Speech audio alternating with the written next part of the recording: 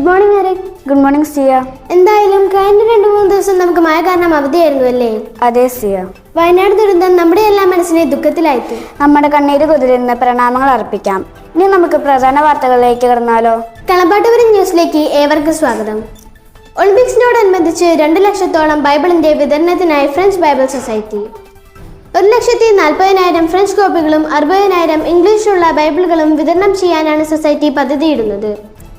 ബൈബിളിലെ പുതിയ നിയമമാണ് വിതരണം ചെയ്യുക. വിതരണം സുഗമമാക്കുന്നതിനും വിവിധ ക്രിസ്ത്യൻ മിനിസ്ട്രികളുമായി സൊസൈറ്റി രൂപരേഖ തയ്യാറാക്കിയിട്ടുണ്ട്.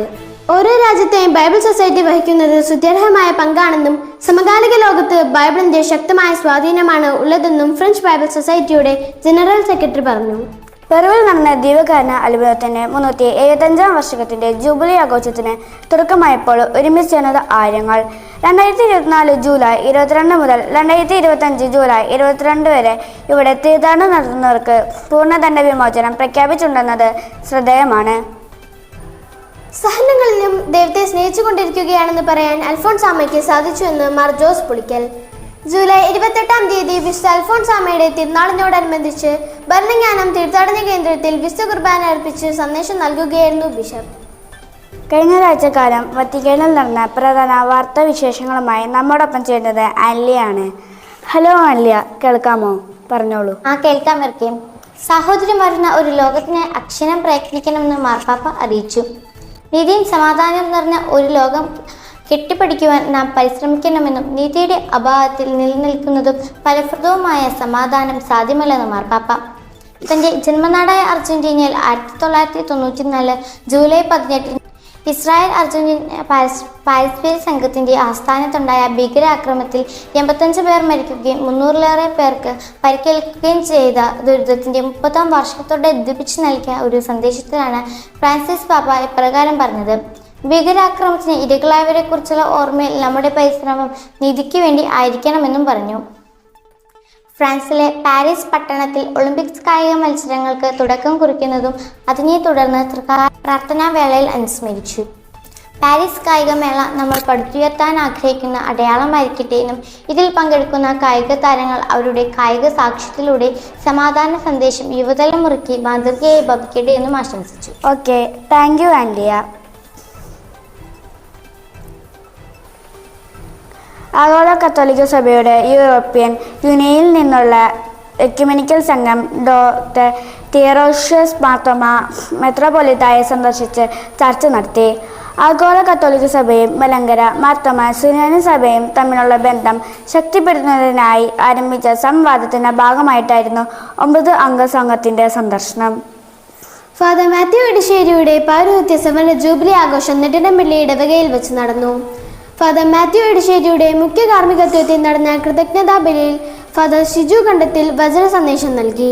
വികാരി ഫാദർ ആന്റണി കല്ലൂക്കാരൻ ആഘോഷങ്ങൾക്ക് നേതൃത്വം നൽകി. ജൂബിലേറിയൻ ഫാദർ മാത്യു ഇടശ്ശേരിയുടെ സഹോദരി സിസ്റ്റർ എലിസബത്ത് ഇടശ്ശേരിയുടെ സന്യാസ സമർപ്പണത്തിന്റെ സുവർണ ജൂബിലി വർഷം കൂടിയാണ് ഈ വർഷം. ബെൽജിയം ലൂവേൻ കാത്തലിക് യൂണിവേഴ്സിറ്റിയിൽ നിന്ന് ക്രിസ്ത്യൻ ഐക്കണുകളുടെ ദൈവശാസ്ത്രത്തിൽ ബിരുദാനന്തര ബിരുദം നേടിയ ശേഷം ഗവേഷണം നടത്തിക്കൊണ്ടിരിക്കുന്ന ആളാണ് ഫാദർ സെബിഷ് വെട്ടിയാഴൻ CMI. പഠനത്തിൽ നിന്ന് ലഭിച്ച ഉൾക്കാഴ്ചകളുടെ വെളിച്ചത്തിൽ തിരുചിത്ര ധ്യാനം അഥവാ ഐക്കൺ റിട്രീറ്റ് എന്ന ധ്യാന രീതി ആവിഷ്കരിച്ച് അദ്ദേഹം അതിനെക്കുറിച്ച് സംസാരിക്കുകയാണിവിടെ. നമ്മുടെ പ്രാർത്ഥനകളെയും സങ്കടങ്ങളെയും അഭിലാഷങ്ങളെയും ഒക്കെ ചിത്രത്തിൻ്റെ കാഴ്ചയിലേക്ക് ആവാഹിക്കാൻ കഴിയും എന്ന ബോധ്യമാണ് ധ്യാനത്തിൻ്റെ പിന്നിലുള്ളത്. CMI സന്യാസി സമൂഹത്തിൻ്റെ ബിജ്നോർ പ്രൊവിൻസിലെ പുരോഹിതനാണ് കാഞ്ഞൂർ സ്വദേശിയായ ഫാദർ സെബിഷ്. ഈവലിനാണ് ഇന്ന് ഇന്റർനാഷണൽ ന്യൂസ് ഡെസ്കിൽ നിന്ന് വിദേശ വാർത്തകളുമായി നമ്മുടെ ഒപ്പം ചേരുന്നത്. ഒളിമ്പിക്സ് ഉദ്ഘാടനത്തിനിടെ ഡാവിഞ്ചിയുടെ അന്ത്യ അത്താഴത്തിന്റെ ചിത്രം നിങ്ങൾക്ക് ഓർമ്മയുണ്ടാകും. ഈ ചിത്രത്തെ വികലമാക്കി ചിത്രീകരിച്ച എന്നൊരു വിവാദം ഉയരുന്നുണ്ട്. ഒളിമ്പിക്സ് ബഹിഷ്കരിക്കപ്പെടണമെന്നാവശ്യപ്പെട്ട് ഇപ്പോൾ ലോകമെമ്പാടും പ്രതിഷേധം വരുന്നുണ്ടെന്നാണ് ഈവലിൻ റിപ്പോർട്ട് ചെയ്യുന്നത്. ഇന്റർനാഷണൽ ന്യൂസ് ഡെസ്കിലേക്ക് ഈവലിൻ ചേരുന്നു. Good morning Evelyn. ലോകമെങ്ങും ഇപ്പോഴും ഒളിമ്പിക്സ് ആവേശത്തിലാണ്. എന്നാൽ പോലും ഇപ്പോൾ ഒളിമ്പിക്സിന്റെ വിവാദങ്ങൾ വിട്ടൊഴിയുന്നില്ല. ഒളിമ്പിക്സിന്റെ ഉദ്ഘാടന ചടങ്ങുമായി ബന്ധപ്പെട്ട് അവതരിപ്പിച്ച ഒരു സ്കിറ്റാണ് ഇപ്പോൾ വിവാദമായിരിക്കുന്നത്.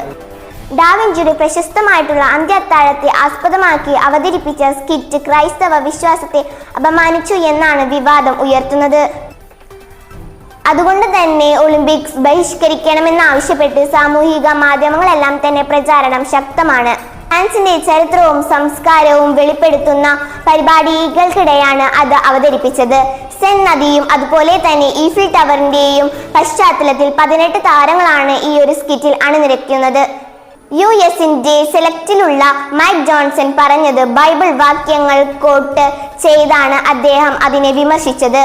ഇത് ഒരു എതിർ വിഭാഗത്തെ അപമാനിക്കലല്ല എന്നാണ് അവർ നൽകുന്ന വിശദീകരണം. സ്റ്റിയ. Okay, thank you ഇവ്ലിൻ.